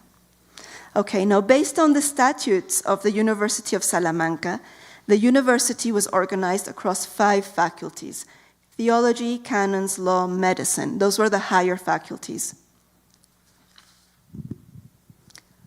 I'm still here. Additionally, there were chairs that did not belong to any of these faculties, and that despite irregularities and strong financial obstacles prevailed. And those external chairs, or those, external chairs, were rhetoric, grammar, mathematics, okay, which was compulsory for bachelors in medicine, and Mexican languages, Nahuatl and Otomi, who were taken by priests who wanted to work in indigenous parishes. So all chairs were dictated in matins and vespers, and the highest paid lecturers were tenured and taught the morning classes of theology, canons, and law. The lowest paid were the temporary chairs of method and anatomy and surgery in medicine, and the chair of astronomy and mathematics. Okay, all of this to come back to the chair of astrology and mathematics. And just as a note, university chairs were paid comparatively low in comparison to officials in the Holy Office. So it was sort of something that gave legitimation and access to other political spheres. That's the important point. Okay, so the chair of mathematics and astrology and mathematics, was founded in 1636. And it was, again, an external chair, not held within a faculty, not financed by the viceroyalty, but through internal university funds. And it was conceived to supplement the curriculum of students of medicine. The content of the syllabi remains fairly unknown. In the 1668 statutes was prescribed the teaching of Sacrobosco and an oral exam in Latin. And that's all it says. Now, this teaching of Sacrobosco could mean a number of things. Because Sacrobosco was the author of the Sphere, okay? The Sphere, the name of Sacrobosco was John of Hollywood, who studied in the University of Paris. And the Sphere was a reduced Latin version of Ptolemy's Almagest that in the first editions barely occupied 30 pages. But this Sphere was a corpus actually, and it was expanded through commentaries and became a standard textbook in university teaching throughout Europe since the 13th century. And many Almagest editions or commentaries in the 16th century were made, and one very famous one was Regiomontanus's, which was sort of the representation of the Sphere in Protestant mathematical learning. In the 16th century, as part of the Counter-Reformation educational reforms, the Catholic Church also produced commentaries to the Sphere. And one of these was the Sphere by Francesco Maurolico, that became a standard textbook in Jesuit education. And this copy of the Sphere was published in New Spain in 1578. Okay, so this was a text that circulated widely. Now, in the Counter-Reformation, the strict Counter-Reformation version of the Sphere, there was a pretty classical distinction between natural philosophy and mathematics, okay? So here, mathematics is considered merely a descriptive science that does not deal with causes, okay, or with the senses. Yet, in the Catholic Counter-Reformation tradition, there is another sphere, a very ambitious mathematical project, which is Christoph Clavius's editions of the Sphere. So Christoph Clavius, who is the Jesuit who led the reformation of the Gregorian calendar, and he also established the Jesuit curriculum in mathematics known as the Ratio Studiorum. He made revisions and commentaries of the Sphere from 1570 to 1611 when he died. His first edition of the Sphere had 500 pages, okay? And over the 7 editions of his work, I think the 1611 edition has at least 1,000 pages. I can't remember right now, but it's a very expanded corpus. Clavius eventually crafted an encyclopedic work, okay, that compiled and summarized opinions of ancients and moderns, and he refined the status of the mathematical disciplines, weighing in new cosmological debates. And this work was the most influential mathematical textbook in Jesuit provinces and beyond. I think it's Clavius's book, which is present in many library repositories in New Spain, was actually the textbook that was taught, more than the first one I showed you. Okay, so Clavius argued that mathematics always proceed from previous known principles to demonstrate conclusions.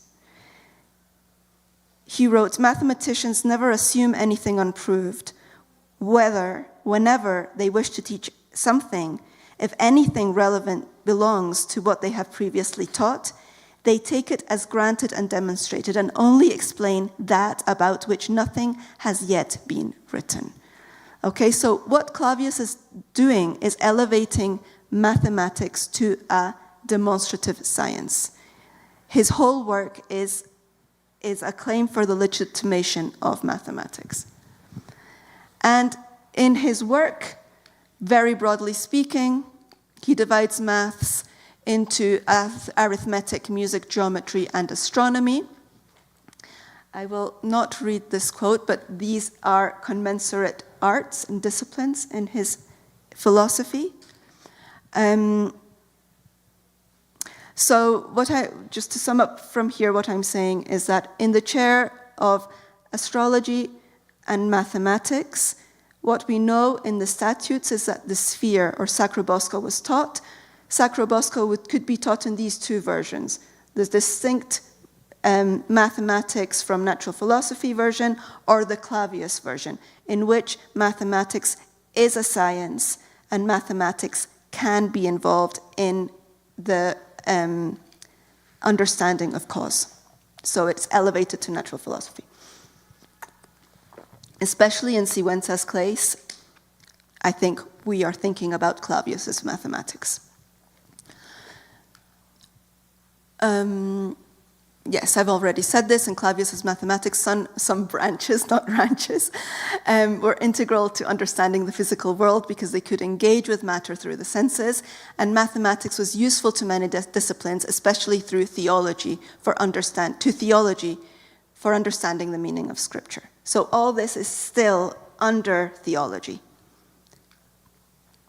Okay, the chairs of astrology before Sigüenza were Diego Rodriguez, who was the founding chair and who was active until his death, Luis Becerra Tanco, who was chair from 68 to 75, and then Sigüenza y Góngora. What these chairs have in common, so there is little evidence of their lecture notes. Diego Rodriguez did leave manuscripts on eclipse predictions, cometry observations, horology, and his manuscripts are mostly in the National Library of Mexico. And his experiments were probably took place in the premises of the Metropolitan Cathedral. But there are no manuscripts that I know of Becerra Tanco. And there are no lecture notes from Sigüenza that I know of either. What we know of Sigüenza comes from his publications and the many requests for publication permission of his almanacs that are now in the Inquisition repositories that you can consult in the Archivo General de la Nación.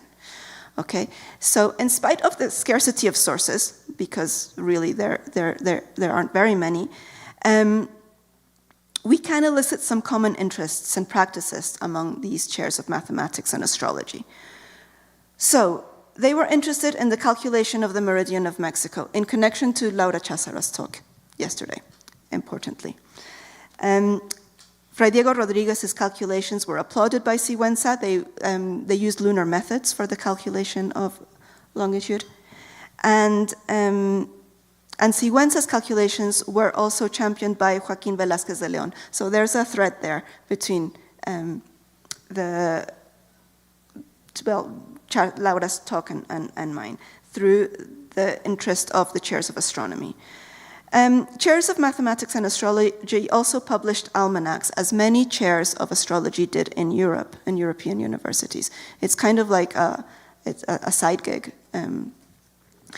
And the Mexican chairs of astrology and mathematics also researched chronology and their concordance between the Julian, Gregorian, and Nahuatl calendars. And this research was part of the judicial inquiries on the apparition of the Virgin of Guadalupe. Okay. Finally, this needs to be researched further, but these chairs also worked as accountants and administrators in various vice-regal institutions.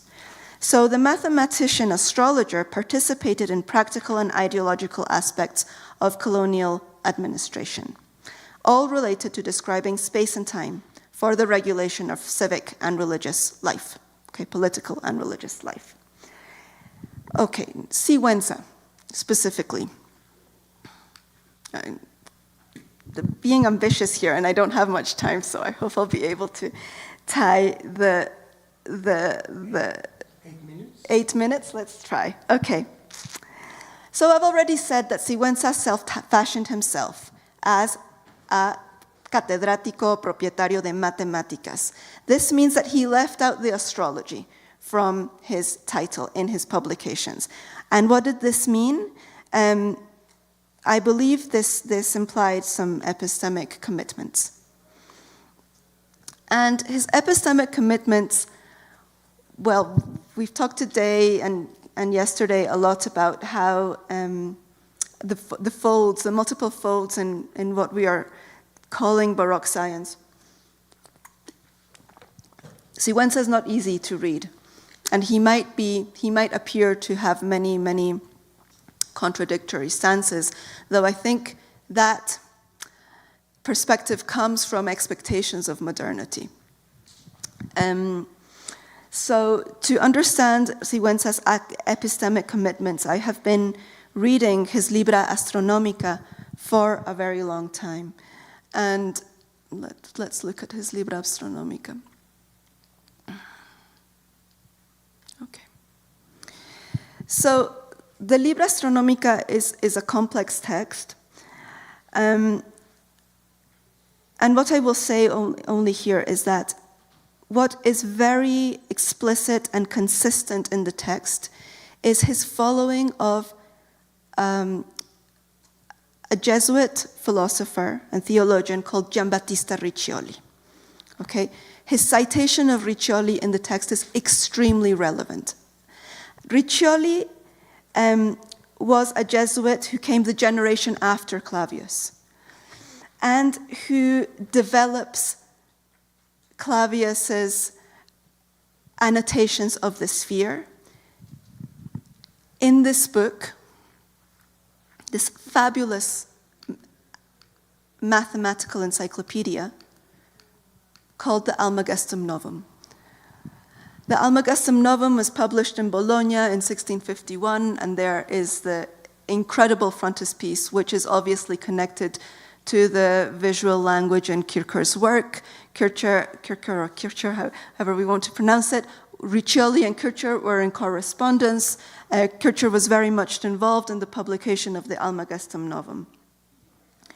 Now, the Almagestum Novum is comparative to Clavius, the great Jesuit mathematician's work on expanding the sphere.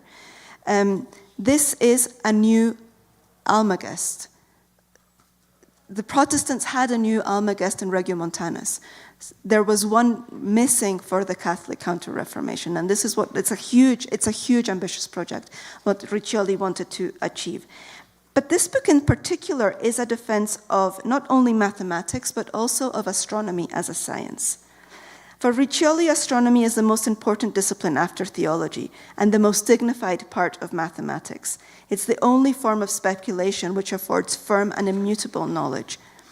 So, in the beginning of the book, Riccioli reminds the reader of Plato's Timaeus and evokes the image of the mathematician whose accounts cannot be refuted, in contrast with those of the natural philosopher who deals with things closer to the senses and the instability of matter. And then weaving intellectual traditions, Riccioli follows Plato's conception of the epistemic value of mathematics through to Aristotle's posterior analytics, okay, which was the backbone of the Jesuit curriculum. And citing Aristotle, Riccioli says, "To know that something is belongs to the realm of the sensible, but to know why it is belongs to mathematics." So here again, Riccioli's great project is to elevate the epistemic status of mathematics. Riccioli really oscillates between Aristotle and Plato. It's very, very interesting. Evoking Plato's Republic, Riccioli held that the eye of the mind was darkened by other disciplines, but healed by astronomy. So those devoted to studying the skies developed an instrument in their soul, which was purified and revived. And the same idea, connecting to Chas Morris's talk, was held by Kepler in his preface to the Rudolphine Tables. And Riccioli is also always in dialogue with Kepler throughout the Almagestum Novum. Following Kepler, so I'm saying, Sigüenza is following Riccioli, Riccioli is following Kepler, and Sigüenza is agreeing with these ideas through the Libra Astronomica. Kepler had explained that the eye itself did not have the capacity to unlock the working of the heavens, but the eye must work with the mind, right, in a critical way in comparison with records of previous observers to create new predictions. For Riccioli also, the eye did not work alone. It had the capacity to discern from what was read and from what was said. Okay, again, the opinion and the text. And from this idea comes the progress of astronomy that is so strongly ingrained in Sigüenza y Góngora's Libra Astronomica. And it's also very ingrained in some of the manuscripts that he submitted to the Inquisition for publication permission. Okay, and just to very quickly, because I'm running out of time,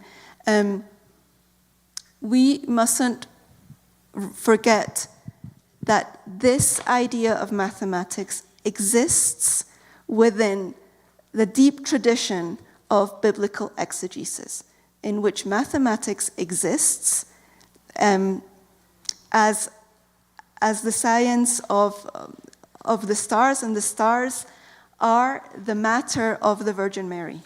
Okay, they are always divine matter, but the Virgin Mary, and specifically in this iconographic work of the Immaculate Conception that is so important for the University of Mexico, the Virgin Mary represents the matter, the material of the astronomer and the mathematician. Because in any eclipse, in any conjunction, in any order of the heavens, she is the one who explains the heavenly material. And she is the ultimate word in the apocalypse. And that's, I could expand on that in questions, but ultimately Sigüenza is also living within this world that conceives astronomy as a science for theology. Thank you.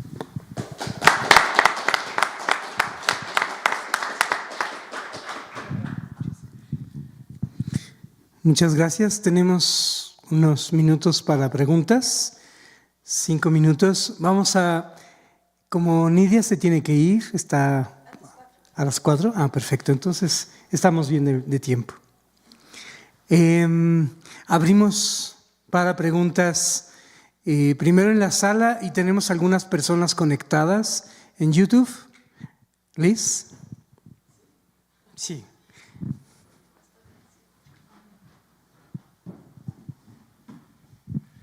It's not you. Thank you so much. Wonderful paper. So interesting. Just 2 linked questions. In the Libra, in emphasizing Riccioli, there are so many citations that there are 200 or there's so many people he cites. So I'm very curious as to how to read and discern how you discern the importance of this citation.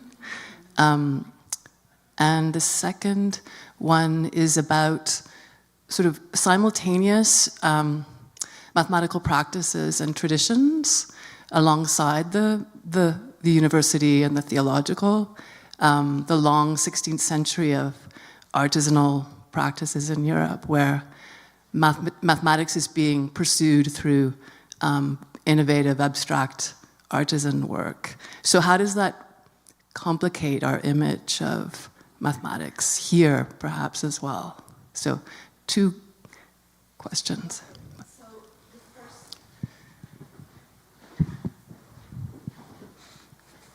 the first For the YouTube. Oh, okay.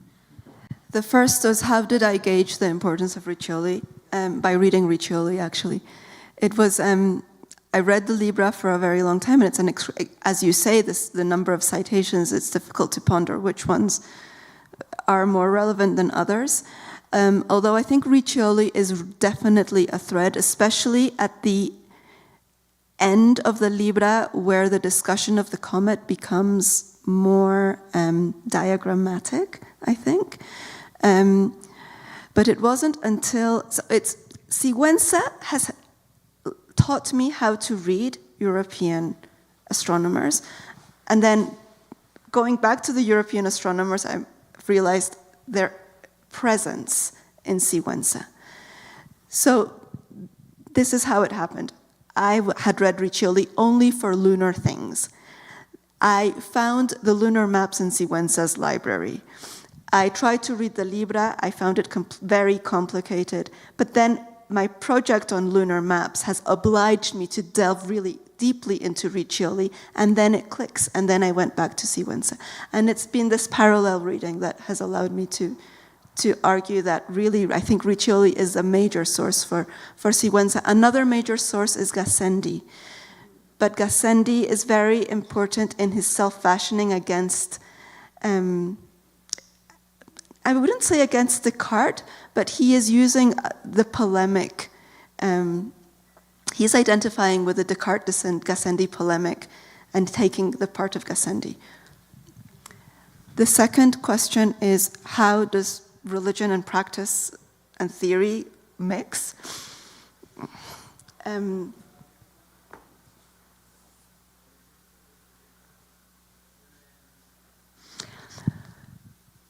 So in the festivities of the Virgin, which I've written an article about, it would seem that we are in the world of scholasticism. It would seem that we are in a world in which Sigüenza takes his hat off as a mathematician who believes in math as a demonstrative science and puts on the scholastic hat. But I think the allegories in the religious festivities have many keys. This is Baroque. It's very intricate. The allegories in the Triunfo Partenico are internal citations to people like Riccioli or people like Gassendi. So it might seem purely scholastic, purely devotional, but there's a mathematical subtext in many of Sigüenza's allegories. But this is only a partial answer. We could continue this conversation. Thank you. ¿Alguna otra pregunta? Hay atrás, sí.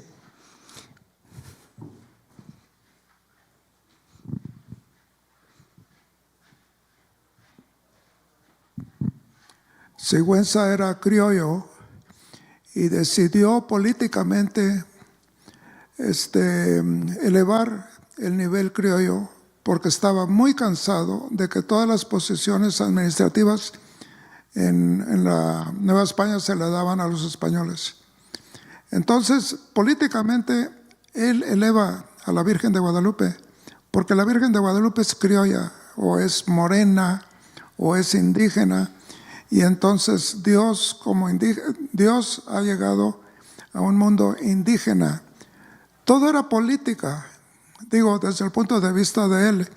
Era un movimiento político, él, y tenía el escrito indígena de la aparición de la Virgen. Él era el dueño de ese libro o de esa producción. Pero todo lo que él hizo, y lo escribo eso en mi libro, era un movimiento político. Desde su punto de vista es como yo lo entiendo.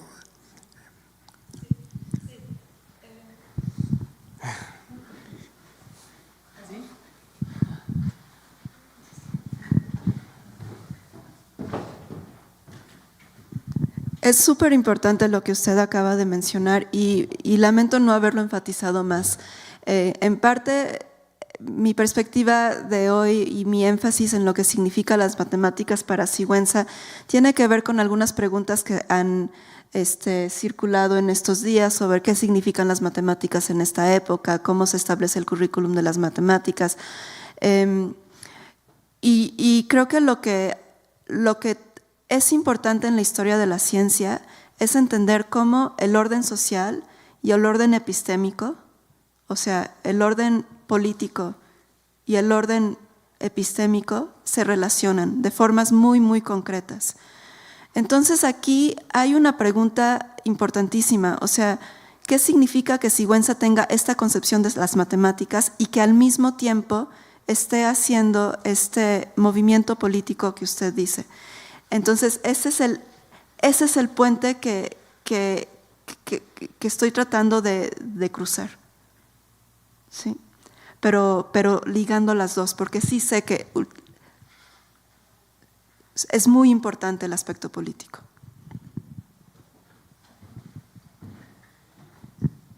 ¿Alguna otra pregunta? Sí.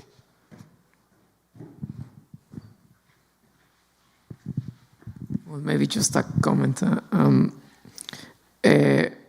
Well, maybe you are aware of this work by Saiso and Peña Pimentel. So they did this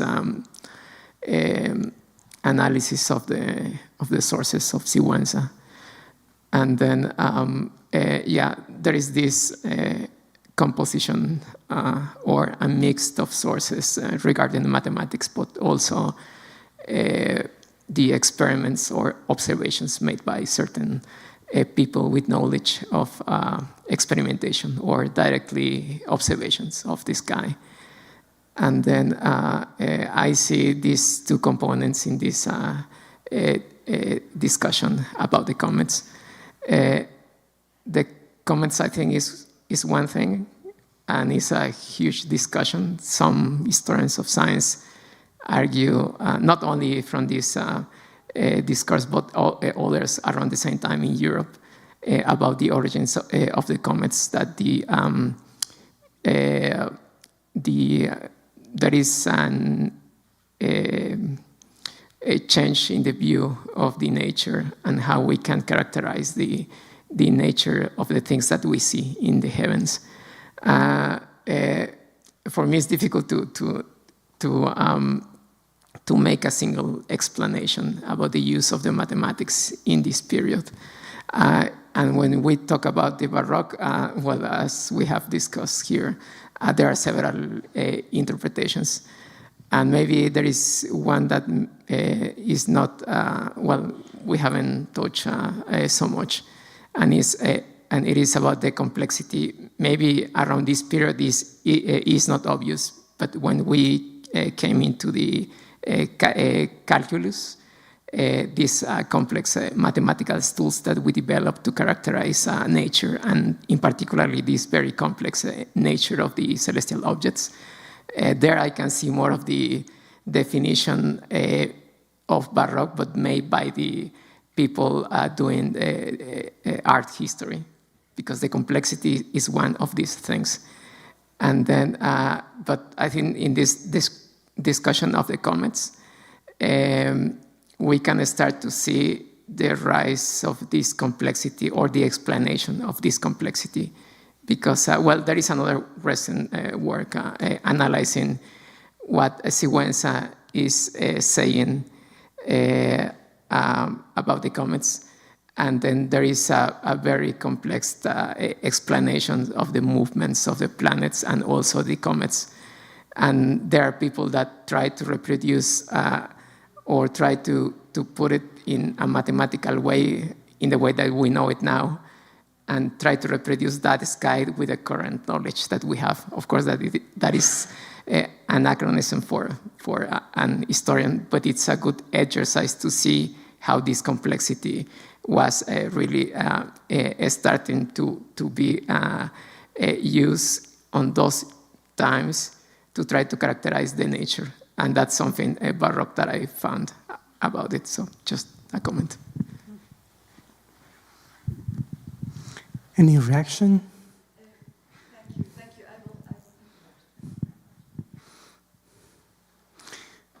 So I think it's time to move forward y acercarnos al cierre de este muy importante simposio. Muchas gracias a Nidia.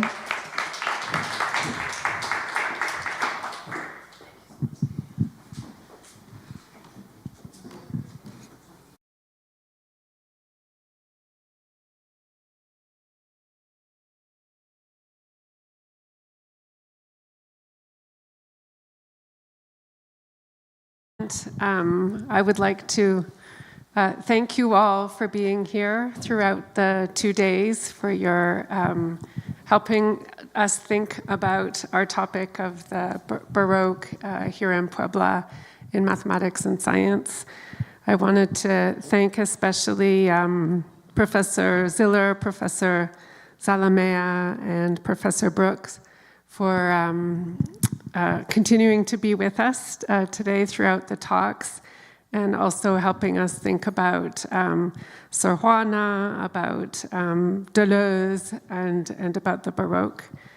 And I would also like to thank very much our technology helpers who made everything go very smoothly.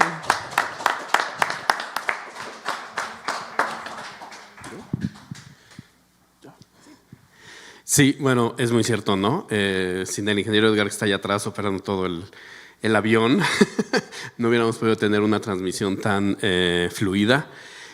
Muchas gracias a él, muchas gracias al instituto, al doctor Giuseppe por abrirnos el espacio, a la gente que administra justamente este edificio. Muchas gracias a ustedes aquí en Puebla, allá en el resto del mundo, las personas que se conectaron ayer. Estamos muy agradecidos, creo que ha sido muy relevante este simposio. Entonces, bueno, sin más, vamos a... Ahorita también hay gente conectada en YouTube, entonces muchísimas gracias, la verdad, muchas gracias a la maestra Mercedes que está aquí, que ayer nos abrió el espacio también y que con todo su equipo técnico hicieron también una transmisión extraordinaria, les agradecemos muchísimo. En general a la UAP, ¿no? Que nos abrió las puertas. Pues sin más, declaramos clausurado el Simposium. De verdad, muchísimas gracias por su apoyo, sus comentarios, su atención. Y gracias a ustedes. Alice Brook está por allá, todos, sí, muchísimas gracias. Nos vemos en una próxima ocasión, estamos en contacto. Muchísimas gracias. Muchísimas gracias.